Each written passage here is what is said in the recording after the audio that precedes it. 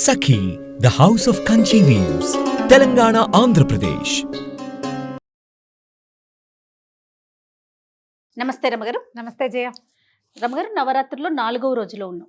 ఈ రోజు యొక్క విశిష్టత, ఈ రోజు అమ్మవారు ఏ అలంకరణలో ఉంటారు, మన పూజ విధానం ఏ విధంగా ఉండాలి? ఆశ్వేజ శుద్ధ చవితి. ఈ చవితి 4వ రోజున సాధారణంగా మనం కాత్యాయని పూజ చేసుకుంటారు. అయితే మనకి కనకదుర్గ దేవాలయంలో విజయవాడ ఇంద్రకీలాద్రి మీద మహాత్రిపుర సుందరి అవతారం వలేస్తారు ఈరోజు. ఈ మహాత్రిపుర సుందరి అంటే అమ్మవారు అటు ఇటు సచామర రమావాణి సవిదక్షిణ సేవిత శివకామేశ్వరాంకస్థ శివ స్వాధీన వల్లభ ఈ స్వరూపాల్లో కనపడుతుంది. లలితాదేవి అనగానే మామూలుగా మనం ఎక్కడ కనపడతారు, ఏదైనా ఫోటోలో చూసేసరికి పరమేశ్వరుడు పడుకుని ఉన్నట్టు, అవును, ఆయన అంకం మీద తొడల మీద ఒళ్ళో అమ్మవారు కూర్చుని ఉన్నట్టు, అది కూడా ఏమిటి ఇట్లా స్థిమితమైన రూపంతో పాశాంకుశాలు ధరించి, తర్వాత ఏమో చెరుకు విల్లు ధరించి, పుష్పవాణాలు ధరించి స్థిమితమైన ప్రశాంతమైన స్వరూపంతో కనిపిస్తుంది. చతుర్భుజిగా కనపడుతుంది అమ్మవారు. ఈ స్వరూపంలో ఉన్న అమ్మని ఈ రోజున మనకి కనకదుర్గ దేవాలయంలో చూపిస్తారు స్వరూపం. అయితే అమ్మవారిని మనం కాత్యాయని వ్రతం అని చెప్పుకుంటాం ఈ రోజున. ఈ కాత్యాయని వ్రతం ఏంటంటే శ్రీకృష్ణుణ్ణి భర్తగా పొందటానికి గోపికలు ఆచరించిన వ్రతంగా చెప్తారు. ఈ చతుర్థి నాడు మన త్రిపుర సుందరి అవతారమైనా చెప్పుకోవచ్చు అమ్మవారిని, లేదా కాత్యాయనిగా కూడా చెప్పుకోవచ్చు. ఎవరైనా వివాహం కావాల్సిన కన్యలు ఉంటే ఇంట్లో వాళ్ళతోటి కాత్యాయని వ్రతం, కాత్యాయని కథ చెప్పుకోవటమే. కాత్యాయని దేవి ఆమె స్వరూపంతో ఆమె కూడా ఇలా పాశాంకుశాలు, తర్వాత ఏమో పుష్పబాణ హస్తగానే కనపడుతుంది. ఆమె స్వరూపం కూడా ఇలాగే కనిపిస్తుంది. అయితే ఇక్కడ మహాత్రిపుర సుందరి అని ప్రత్యేకంగా చెప్తారు. పులిహోరని నివేదనగా ఇస్తారు అమ్మవారికి. బాగా అంటే మంచి కలర్ఫుల్గా ఉండాలన్నమాట పదార్థం, పసుపచ్చగా పచ్చటి పదార్థాలు. అమ్మవారికి మనం వేసుకున్న పసుపచ్చ లాంటిది కానీ, పసుపు కానీ, ఆ తర్వాత నారింజ రంగు ఆరెంజ్ కలర్ కానీ, బాగా రిచ్ దట్టమైన నారింజ రంగు కానీ ఆ వస్త్రాన్ని సమర్పించవచ్చు. అయితే ఇప్పుడు కాత్యాయని వ్రతం గురించి చెప్తాం. కాత్యాయని వ్రతం గోపికలట, ఈ గోపకులంలో పుట్టిన ప్రతి కన్య శ్రీకృష్ణుడినే భర్తగా కావాలని కోరుకునే వాళ్ళట.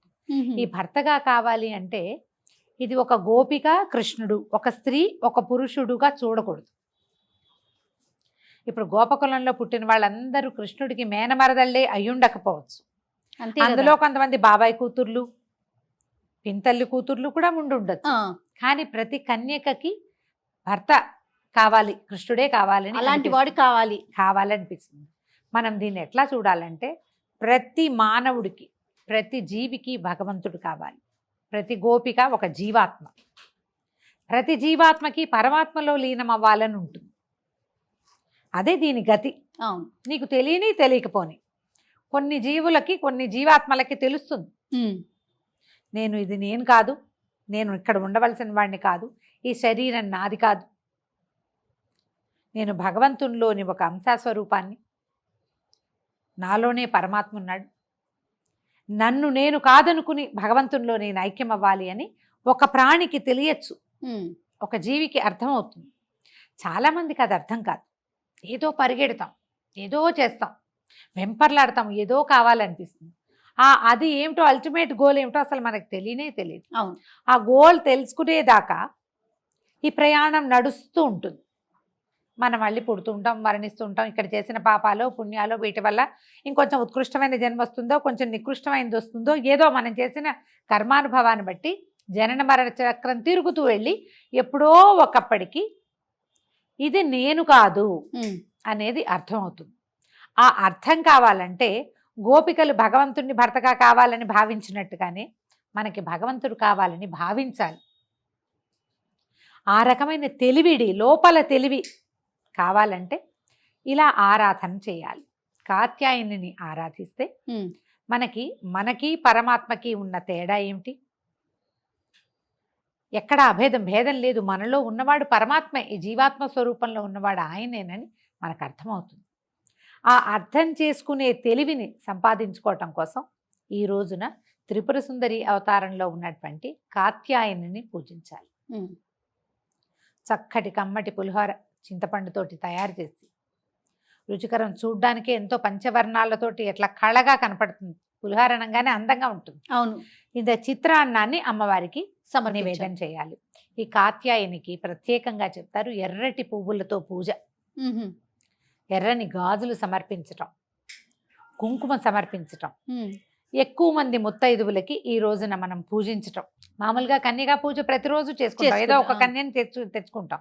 ప్రతిరోజు ఒకే రకం కన్య దొరికినా మనకి 4 ఏళ్ల పిల్లలే ఉన్నారు మన బిల్డింగ్ నిండా.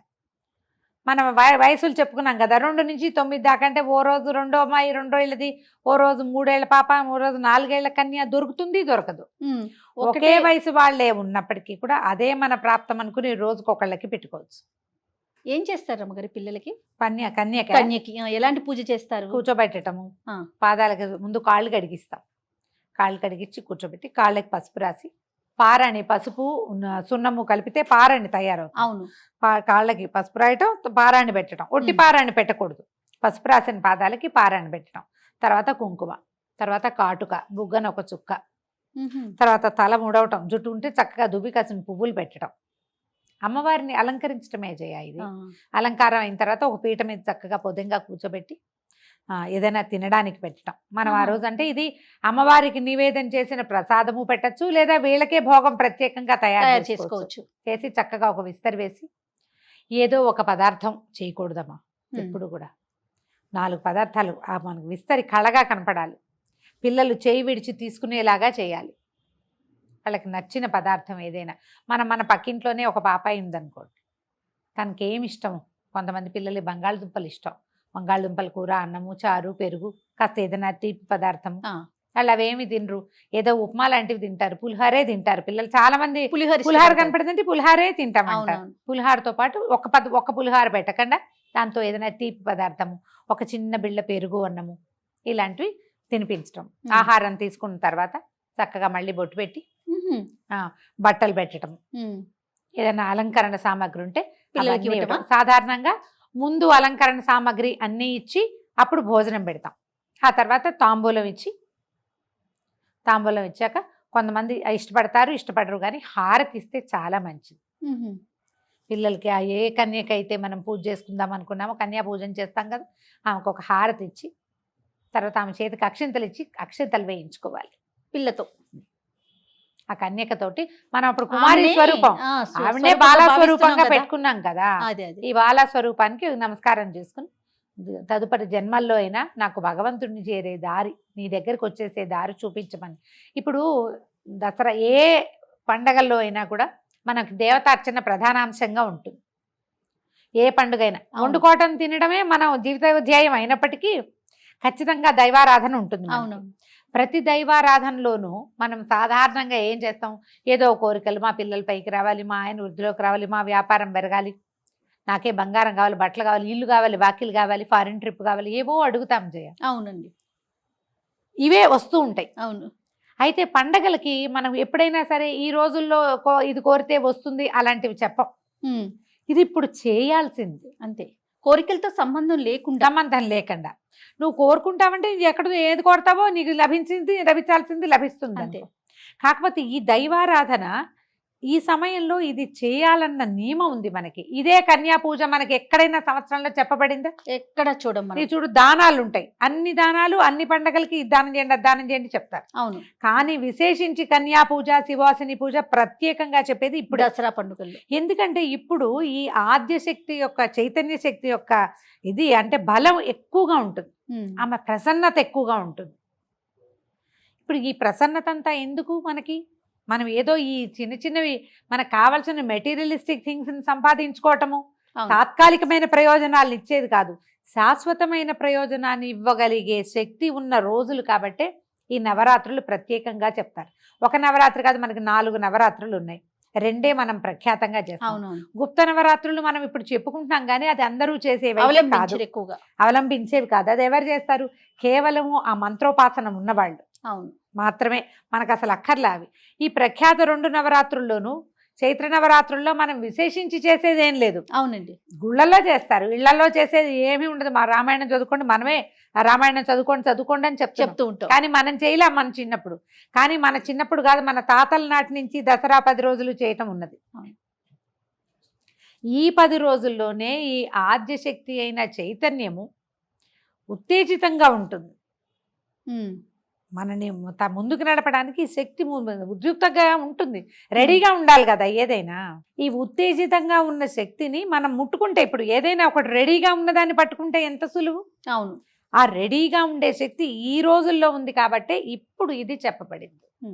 కాబట్టి చక్కగా ఈ 10 రోజులు చేయగలిగినంత దైవారాధన చేయండి, ఉండగలిగినంత ప్రసన్నంగా ఉండండి, ఉండగలిగినంత ప్రశాంతంగా ఉండండి. ఎంత ప్రార్థన చేస్తే అంత ఫలితం లభిస్తుంది. ఈ ఫలితం అంటే నీకు కావాల్సినవే కాదు, నీకు రావాల్సినవి ఏవేవో ఉంటాయి. అది కదా గారు, అంటే మనకు కావాల్సిందే కాదు కదా, రావాలి కదా, అది తప్పకుండా వస్తుంది. కాబట్టి ఈ రకంగా లలితా త్రిపుర సుందరి స్వరూపంలో ఉన్న మహాత్రిపుర సుందరిని ఆరాధన చేయండి. కన్యలు ఉంటే గనక, అంటే అవివాహిత కన్యలు మన ఇంట్లో ఉంటే వాళ్ళతోటి ఈ రోజున కాత్యాయని స్వరూపాన్ని ధ్యానించుకుని లలిత అష్టోత్తరం చదువుకోవచ్చు. ఏదైనా మనకు కావలసిన స్తోత్రాన్ని చదవగలిగినంత చిన్న స్తోత్రాన్ని అయినా చదువుకుని అమ్మవారిని అర్చించండి. ఈ రోజున మనం వడపప్పు పానకం రోజు పెడతాం. పళ్ళు ఫలాలు నివేదన చేయండి, పులిహోర నివేదన చేయండి. ప్రధానంగా పులిహోర నివేదన చేస్తే మంచిది. రమ్మగారు, దర్శనీయ స్థలాలు ఏమన్నా ఉన్నాయండి ఈ నవరాత్రులు, శరన్నవరాత్రులు మొత్తం మీద కూడా? పలానా ఆలయం దర్శించుకుంటే చాలా, అంటే దర్శించుకోవాలి అలా అనుకునేటువంటి ఆలయాలు ఏమన్నా ఉన్నాయా? ఏ అమ్మవారి ఆలయాన్ని దర్శించినా మంచిదే జయ. కనీసం మన పక్కనే ఉన్న మన గ్రామ దేవత చిన్న గంగానమ్మ దేవాలయాన్నైనా చూడండి. ఎందుకంటే శక్తి ప్రసన్నంగా ఉంటుందని చెప్తున్నాం కాబట్టి అన్ని చోట్ల అదే కదా ఉండేది. అంతే, ఒక స్వరూపంలో కనపడుతుంది. అక్కడికి వెళ్ళి నమస్కారం చేసుకుంటే మంచిది. ఈ శరన్నవరాత్రులు అన్ని రోజులు కూడా మనం తలస్నానం చేయాలి, అలాంటి నియమాలు ఏమన్నా ఉన్నాయండి? అంటే మనం కార్తీకంలో తలస్నానం ప్రధానంగా అనుకుంటాం, అట్లాంటి నియమాలు ఏమన్నా ఉన్నాయంటారు? దీనికి అట్లా ఏం చెప్పరు చేయాలి, అలా ప్రత్యేకంగా ఏం లేదు. మీరు ఏదైనా అశుచి పడితే, బయటికి వెళ్తే, ఎవరితోటైనా కలవకూడని వాళ్ళతో కలిసామని అనిపించినప్పుడు తలస్నానం చేయాలి, కానీ లేకపోతే అక్కర్లేదు. మనం మొదటి రోజున తలస్నానం చేసుకుని మొదలు పెట్టుకుంటాం కదా, మీ అవకాశాన్ని బట్టి చేసుకోవటమే. కానీ దీనికి ఇలాంటి నియమం అయితే లేదు.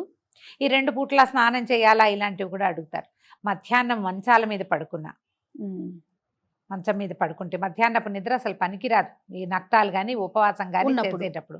ఇప్పుడు ఏదో చిన్న లేత నెలల గర్భమో, లేకపోతే చిన్నపిల్లలు ఉన్నవాళ్ళు, ఏదైనా చిన్న బద్ధకం ఉన్నవాళ్ళు, శీతాకాలం వచ్చేస్తోంది కాబట్టి కాస్త ఒళ్ళు బరువుగా ఉన్నవాళ్ళు, ఇలాంటి వాళ్ళకి కాస్త ఏమైనా ఇబ్బందిగా ఉండి మధ్యాహ్నం పడుకుంటే సాయంకాలం ఒక చెంబు నీళ్లు పోసుకుని అప్పుడు దీపారాధన చేసుకుంటే మంచిది. వస్త్రాలు మార్చుకోవడం, కాళ్ళు చేతులు మొహం కడుక్కుని బట్టలు మార్చుకున్నా పనికొస్తుంది. ఈ నెత్తి మీద నీళ్లు అనేది సువాసినికి ప్రతిరోజు తల స్నానం అసలు చెప్పబడలేదు. సువాసిని తొలి రోజున మొదలు పెట్టుకునేటప్పుడు చేసుకుంటే, అంటే భర్త ఉన్నవాళ్ళు, ముత్తైదువుగా ఉన్నవాళ్ళు కొంచెం పసుపు రాసుకుని కంఠస్నానం, మామూలు స్నానం చేస్తే సరిపోతుంది. మీ అవకాశాన్ని బట్టి రోజు తల తడుపుకుంటే దసరా పండగ, పెద్ద పండగ వచ్చే లోపల మీకు జలుబో జ్వరమో ఏవో వస్తాయి. సీజన్ మంచిది కాదు కదా, అందుకని ఆలోచించి జాగ్రత్తగా మీ అవసరాన్ని బట్టి చేయండి. రమ్మగారు, అవివాహితులు కానీ వితంతువులు కానీ ఈ పూజా విధానంలో పాల్గొనొచ్చు అంటారా? చక్కగా పాల్గొనొచ్చమ్మా, బ్రహ్మాండంగా చేసుకోవచ్చు. కన్యలు గనక పూజ చేసుకుంటే, కన్యలు మన ఇంట్లో పిల్లలు, పెళ్లి కాని పిల్లలుంటే వాళ్ళతో తాంబూలం ఇప్పించండి, నమస్కారం చేయించండి, లలితా సహస్రనామం చదివించండి, అమ్మవారికి పూజలు అన్ని చక్కగా అలంకారం వాళ్ళతో చేయించండి, శుభం జరుగుతుంది. వితంతువులైనా భర్త లేకపోయినా పూజా విధానానికి ఏ తప్పు లేదమ్మా. వాయినాలు అవి ఇవ్వకుండా ఉండటం ఒకటే తప్పిస్తే అది ఒప్పుకోదు సమాజం కాబట్టి. మిగిలినవన్నీ చేసుకోవచ్చు. మీరు చక్కగా ఇంట్లో పూజ చేసుకోవచ్చు, రోజు లలితా సహస్రనామం చదువుకోవచ్చు, ఏ తప్పు లేదు దానికి. రమ్మగారు, శరన్నవరాత్రులు మొత్తం కూడా మొదటి రోజు నుంచి చివరి రోజు వరకు కూడా స్త్రీలు పాటించాల్సిన నియమాల గురించే మనం మాట్లాడుకుంటున్నాం. ఇక్కడ పురుషుల పాత్ర ఏంటండి? అంటే యాక్చువల్గా ఇది ఇళ్లల్లో ఉండే విధానం అయితే పురుషులది ప్రధాన పాత్ర చేయ, వాళ్ళది ప్రధాన పాత్ర. వారి ఇంట్లో దేవతార్చన ఉంటే, వాళ్ళకి మంత్రోపాసన ఉంటే, ఉపదేశం ఉంటే ఖచ్చితంగా వాళ్ళు మంత్రోపాసన చేసుకోవాలి. అమ్మవారిని నిలబెట్టడము, కూర్చోబెట్టడం సమస్తము మగవాళ్లే చేస్తే, పరిచర్యే ఆడవాళ్ళు చేసే విధానం ఉండేది. ఇప్పుడు కూడా కొన్ని కుటుంబాల్లో అలానే ఉంటుంది. ఖచ్చితంగా మగవాళ్లే ఇదంతా చేస్తారు. పరిచర్య, ప్రసాదం, నివేదనలు, వంట చేసి పెట్టడము, కావలసిన హారతులు, దీపారాధనలు అన్నీ తయారు చేయటం, పువ్వులు తయారు చేయటం, అమ్మవారిని అలంకరణ చేయటం. కానీ అమ్మవారిని కూర్చోబెట్టడము, ఆమె యొక్క అష్టోత్తరాలు, పూజా విధానము సమస్తము మగవాళ్లే చేస్తారు. వాళ్ళ ఇంట్లో ఉండే పద్ధతమ్మా. ఇప్పుడు ఇది సార్వజనీయమైన సంగతిగా అయిపోయింది. అందరూ ఇప్పుడు మంత్రోపదేశం ఉండాలి, మగవాళ్లే చేయాలి, ఈ రకమైనవి ఉన్న వాళ్ళు ఉంటారు, లేని వాళ్ళు ఉంటారు కదా. ఎవరైనా చేసుకోవాలని ఆశపడతారు కదా. లౌకికమైన వ్యవహారంగానే ఇది పరిణమించింది కాబట్టి మనం ఆడవాళ్ళు కూడా చేసుకోవచ్చు. దానికి ఏం పెద్ద మగవాళ్ళు చేయాల్సిందేనని ఖచ్చితంగా వాళ్ళకి అవకాశం లేదు, అలవాటు లేదు, ఆ రకమైన ఆచరణ తెలీదు. అప్పుడు ఎందుకు వాళ్ళని ఇందులోకి లాగటం? మీరు నేర్చుకుంటున్నారు, తెలుసుకుంటున్నారు, ఎవరో ఒక గురువులో టీచర్లు మంచి వాళ్ళు 4 మంచి ముక్కలు చెప్పే వాళ్ళ దగ్గర తెలుసుకున్నప్పుడు మీరు తెలిసిన విధానంగా చేయండి. వాళ్ళతో దండం పెట్టించండి. మీరు ఇంట్లో పూజ చేసుకునేటప్పుడు మీరు ఏదైనా ఒక నియమం పెట్టుకున్నారు, ఈ రకమైన ఆహారమే వండాలి అని, మగవాళ్ళు దాన్ని గౌరవించినా వాళ్ళు పూజ చేసినట్టే. అంతే. దానికి వాళ్ళు ఒప్పుకుంటే నువ్వు ఈ పూజ నువ్వు చేసుకో, నాకు కావాల్సింది నాకు చేయాల్సిందేనన్న మాట అంటే ఇక ఏం లేదు, మీ దారి మీది వాళ్ళ దారి వాళ్ళది. అట్లా కాకుండా దానికి వాళ్ళు గౌరవంగా ముందుకు వెళ్తే భక్తిభావంతో ముందుకెళ్ళి అలాగే ఇవిడేదో చేసుకుంటోంది కాబట్టి మనం ఇతరత్ర వ్యవహారాలకు దెక్కకూడదని వాళ్ళు కనుక భావించారనుకో, వాళ్ళు పూజలో పాల్గొన్నట్టమ్మా. అప్పుడు బాగా చెప్పారు, వాళ్ళు పూజలో పాల్గొన్నట్టే. వాళ్ళే దీపం పెట్టకపోయినా కూడా ఒప్పుకున్నారు కదా, ఒప్పించుకోండి. అంత మాత్రం పూజ చేయాల్సిందేనని పెట్టుకోకపోయినా ఇంత మాత్రం ఒప్పించినా కూడా వాళ్ళకి కూడా ఫలితం లభిస్తుంది తప్పకుండా. రైట్. సంతోషం రామ్ గారు, నమస్తే. నమస్తే. Anchor's dress courtesy by Saki.